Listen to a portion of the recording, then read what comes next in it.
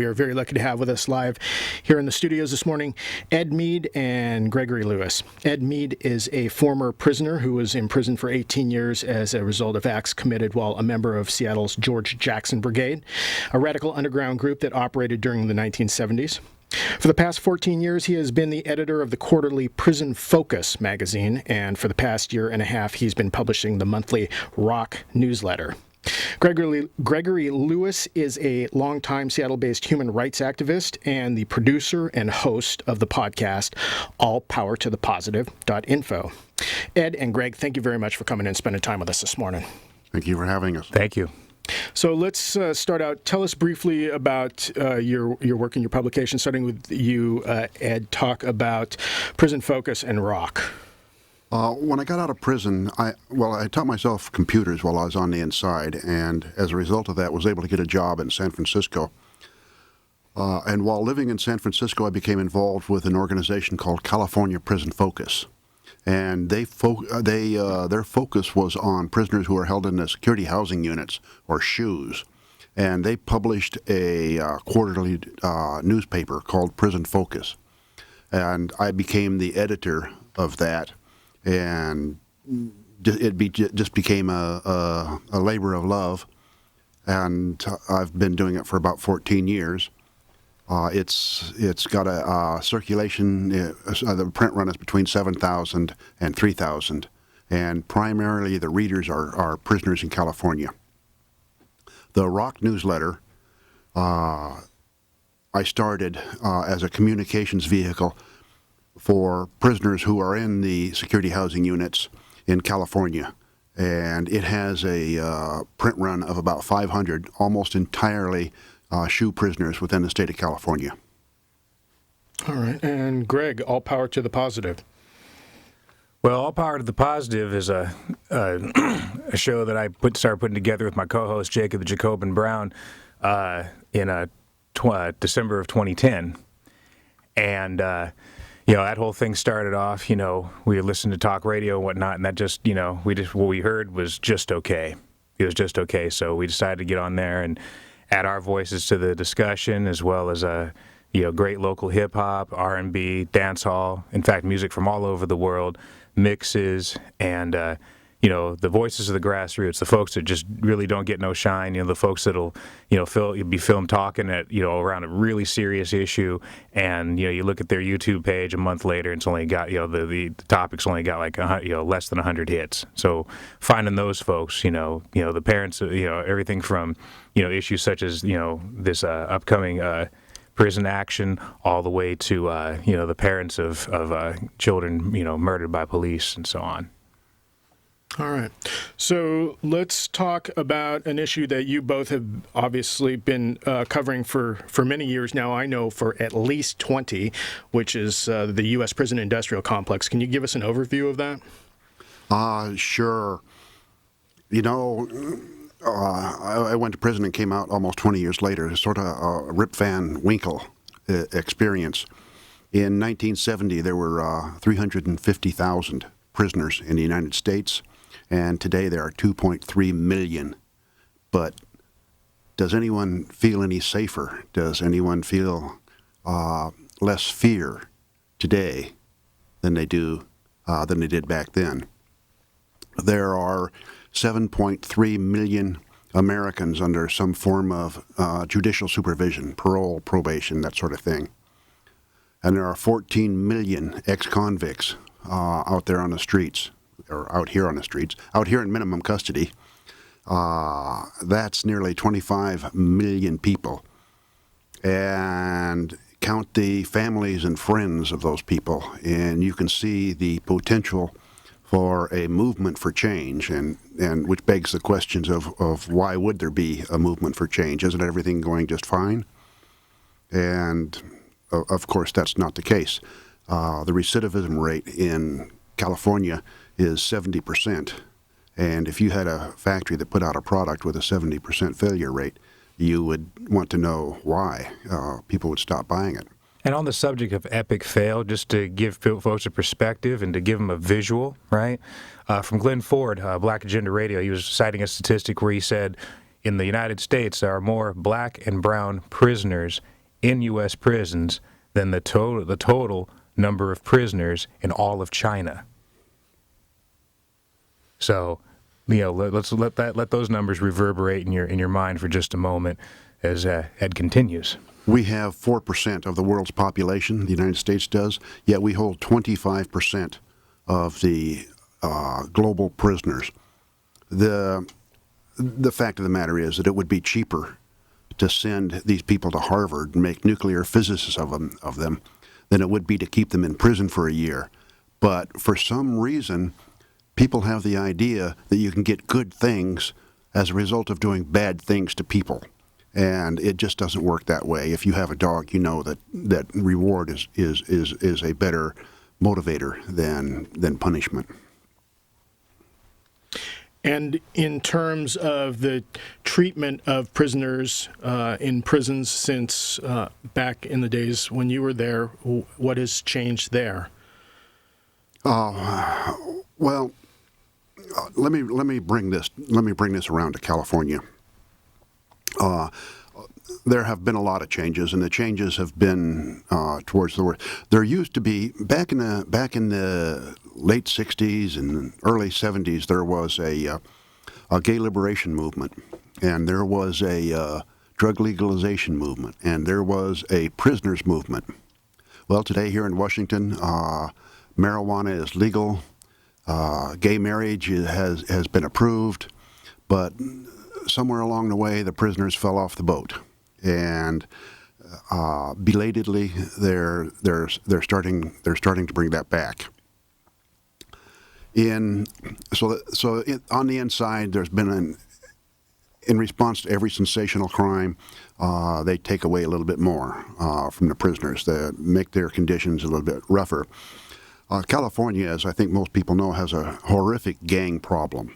Not only just, the whites against the blacks, the northern Mexicans against the southern Mexicans, the Serenos.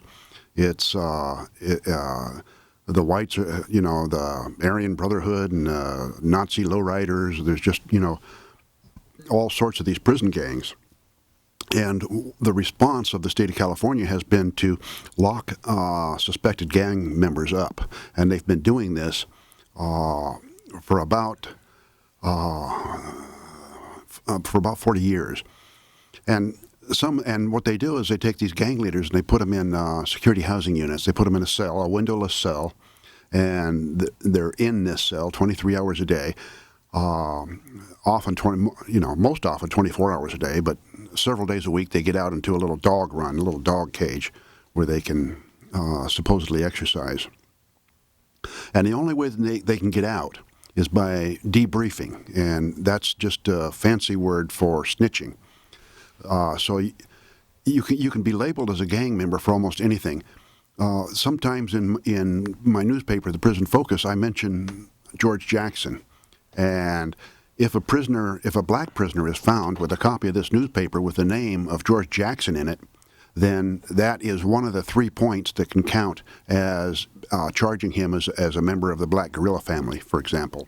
And so it really takes very little to get locked up as a gang member. And a lot of the people who are in the security housing units for being gang members aren't gang members at all. They're just, someone who is in the administration's hair, and they use that as a label to lock them up. So you either snitch or die in the shoe. And like I say, some guys have been there for 40 years, 30 years, 25 years, because they have principle, because they refuse to be rats, because they refuse to snitch. That's the only reason they're there. And they're not there as a result of a violation of any prison rule. All you have to do is for them to allege that you're a gang member, and they can hold you indefinitely, and that's exactly what they do. So in July of, let me say one more thing about the California prison system here to kind of give you a little background.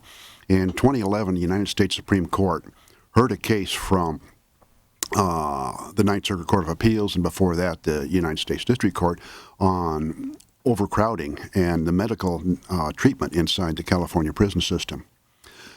Justice Kennedy, speaking for the court, found, as a matter of fact, that one prisoner a week was dying within the California prison system as a result of medical neglect or malpractice. The Supreme Court gave the state of California 2 years to rectify that problem by reducing the population by 33,000 prisoners. They gave the state 2 years to do that. The 2 years have passed. The state has not done that. They've asked for an extension, and they'll probably receive it. But the point is that one prisoner a week, one person a week, one human being a week is dying, and it's taken all these years and this slowness in order for them to do something about it. Well, finally, prisoners themselves are starting to do something. They announced in early 2011 that they were going to go on a hunger strike in order to improve conditions. I was in Seattle at the time and thought, okay, well, this is going to be about a dozen guys, and they're going to have food stashed in their cell. But, you know, hell, I'm a prison activist. I'll fly down to San Francisco and, you know, support their little strike as best I can. Well, come to find out, the state of California has a written policy on hunger strikes for prisoners. And when a prisoner goes on hunger strike, what they do is they enter the prisoner's cell and take everything edible out of the cell. Well, on July 1st, the hunger strike came off. Rather than being just a dozen or so prisoners, according to the Department of Corrections figures, there were 6,600 prisoners participating in this hunger strike, and it went on for 3 weeks. The administration agreed to many of their 5 core demands, and they ended the hunger strike. Those agreements were not kept. In October of 2011, they initiated another hunger strike. This time, according to the Office of the Special Master, there were 11,619 prisoners participating. And according to the California Department of Corrections' own figures, there were 11,898 participating. This is and this strike also lasted for 3 weeks and ended only after serious promises from the state of California. Now, can you imagine 12,000 people on hunger strike at the same time? This is a historic event. Well, lo and behold, come to find out, the state of California reneged on its promises. On August 12th of 2012, the prisoners, the representatives of all the gangs came together and signed an agreement to end hostilities within the California prison system. In other words, the Norenos and the Serenos are not going to be fighting. The whites and the blacks are not going to be fighting. This was a historic event, and this agreement to end hostilities has been holding. Now, the representatives of all these racial groups within the California prison systems has issued a statement calling for not only a hunger strike on July 8th of 2013, that's just a little over a month from right now, but a work strike inside of the general population. So if you're in an administrative segregation unit, or if you're in a security housing unit, a SHU, you go on hunger strike on July 8th. If you are a member of the general population in some California prison, you stop working. Now, of course, the prisons can't function without the labor of prisoners.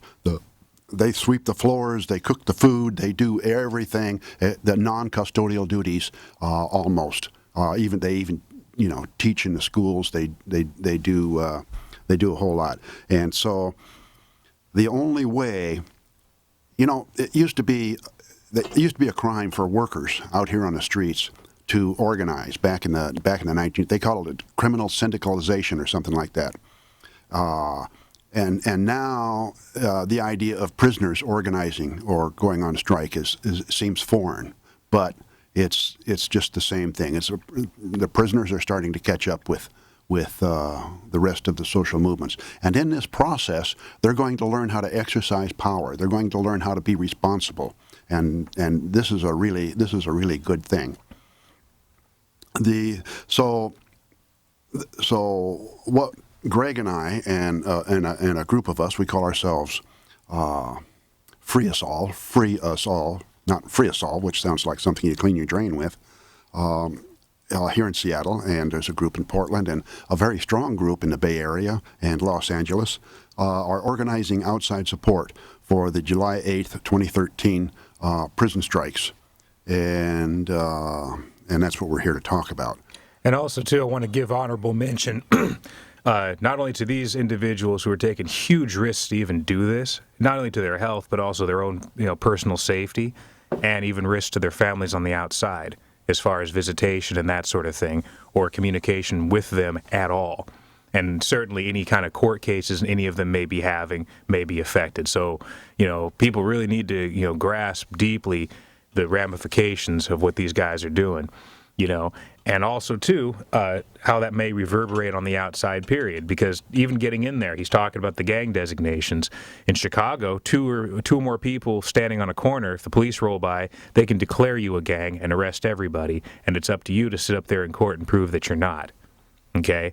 So let's say you go in on something and you're already going in on a gang designation because that came up in your trial. So all the process that Ed was talking about may occur before you've even done anything. By virtue of you showing up with that designation hanging over your head, you are separated out for different type of treatment, based upon that.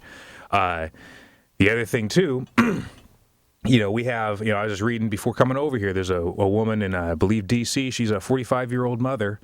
And because her boyfriend, husband, or whatever was dealing dope in the apartment, she's doing a life bid, and she has small children, And so getting in, we could do a whole, show on the mandatory minimums and laws around drugs and all that kind of stuff. Because let me remind everybody that the majority of people who are in prison are in on quote unquote economic crimes. Okay, so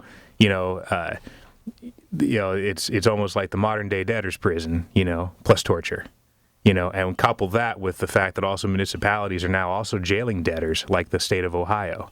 A bunch of municipalities, if you, are, paying some kind of restitution or parking tickets or something and you miss a payment, and then throw you in the county jail, and a lot of the county jails have conditions similar to what these folks here are dealing with.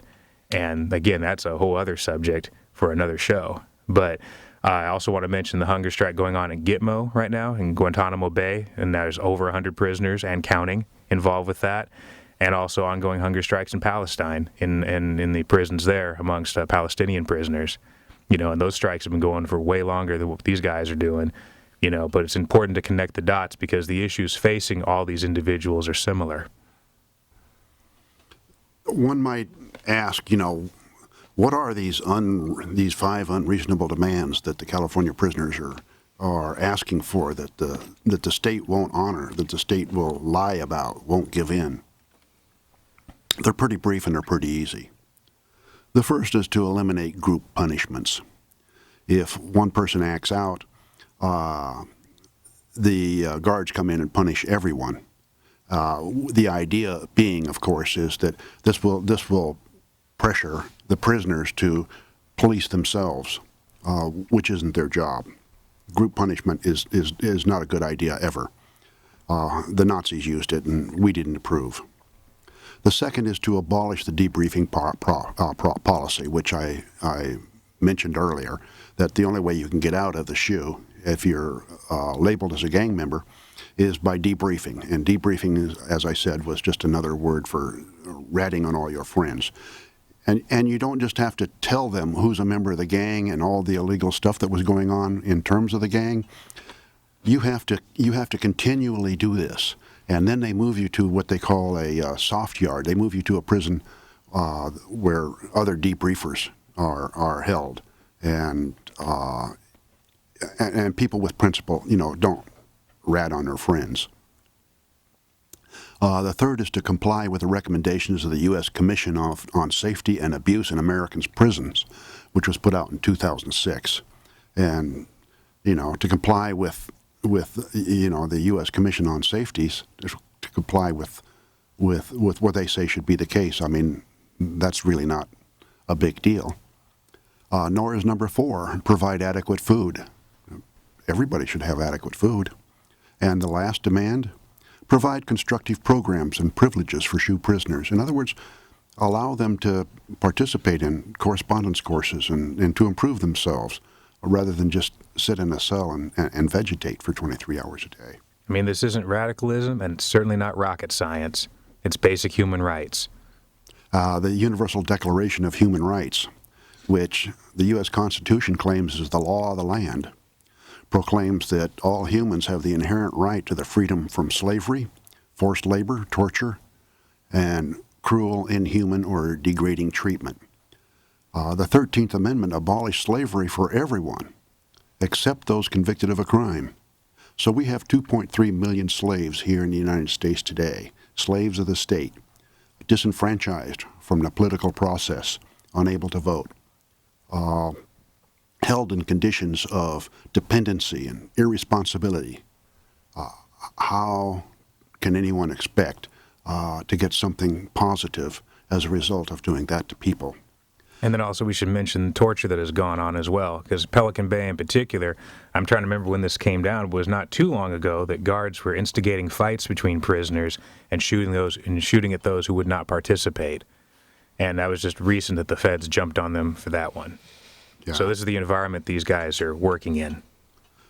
So since the Universal Declaration of Human Rights is a treaty, the courts of the United States can't enforce a treaty. They can't, or just as in the case of the 13th Amendment, they can't declare that a portion of the Constitution is unconstitutional. It requires a political struggle in order to bring about these changes. And so that is what both the prisoners and us who support them on the outside is trying to develop, is this political struggle.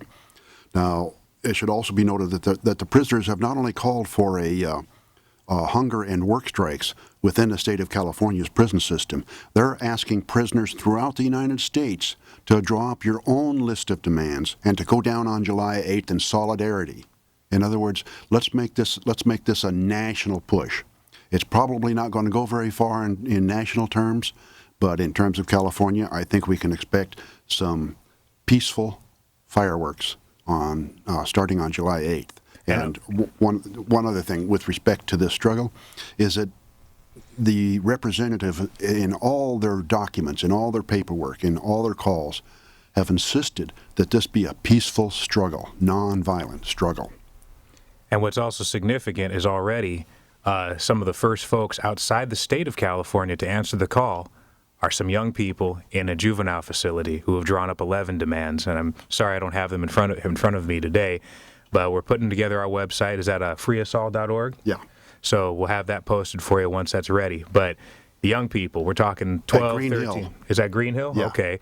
12, 13, 14-year-olds answering the call. And so they're some of the first outside the state of California to do so on this with this particular date in action.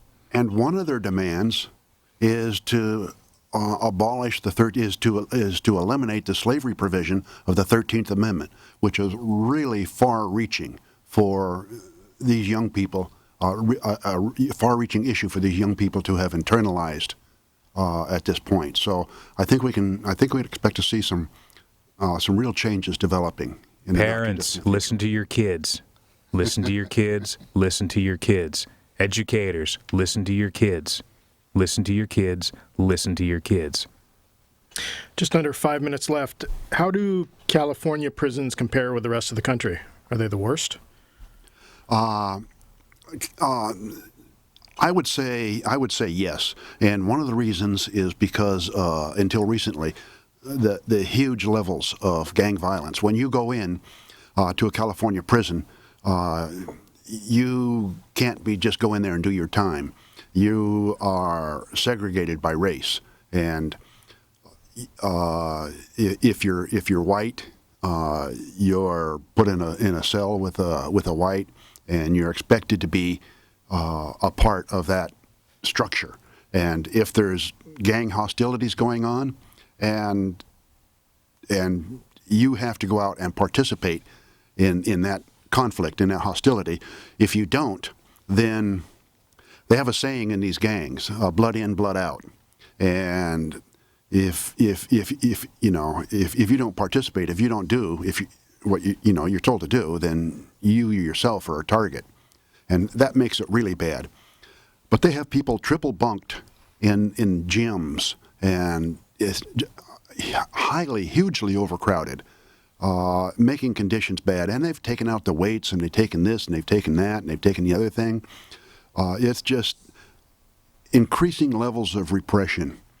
Back in 17th century England, it was a capital offense to pick a pocket, or to chop a tree down on a public lane, or to kill a rabbit on the king's land. And yet when they would be hanging a pickpocket, the other pickpockets would be out in the crowd watching the hanging, picking the pockets. I mean, increasing levels of repression. If the repression we have today doesn't work, well, let's add more repression. And that is the way it goes, all the way up until you get to the point that they were back in 17th century England, hanging people for, killing people for almost nothing. And that's... Yeah, and then when they got over to the so-called New World, started hanging, burning, and dunking people for witchcraft. Yeah. 2 days ago was the anniversary of the killing of Joan of Arc by England for heresy. Yeah. Oh yeah. Well, I tell you, they had plenty of years of practice before they came over to these shores. Yeah. That's for sure. And certainly coming over here, getting into the torture, cruelty, and summary execution of native peoples and enslaved peoples and so on, be it for economic purposes or just on a whim, based upon getting a little drink in you, and because the law is structured as such, because you can. Meanwhile, you can have slaves, being lynched and hung, not only for the humor and profit of these individuals, but also for doing things like owning weapons to protect themselves, because that was a capital offense in South Carolina if you were a slave. All right, so how can people find out more about the upcoming July 8th event? There's a website in the Bay Area called prisonhungerstrike.wordpress.com, and we're developing a website here called Free Us All. That's one word, freeusall.org. And you can get information there as well. And of course, you can expect full coverage on allpowertothepositive.info on all these things going on from California and beyond, consistently, including just did a recent remix of a commentary Mumia Abu-Jamal did on solitary confinement in relationship to this event. And so you can we got that, and that's up. It's all over the Facebook, all over Twitter, and of course at allpowertothepositive.info, and soon to be migrating to freeusall.org and down to our folks in California as well. And Ed, you have a website as well, prisonart.org? Yes, I sell the arts and crafts of prisoners at prisonart.org. Beautiful collection, by the way. It isn't political. It's just a service I provide for prisoners. All right. Well, with that, we are unfortunately out of time. I want to thank you both very much for coming and spending time with us. Thank you for the opportunity. Yeah, totally.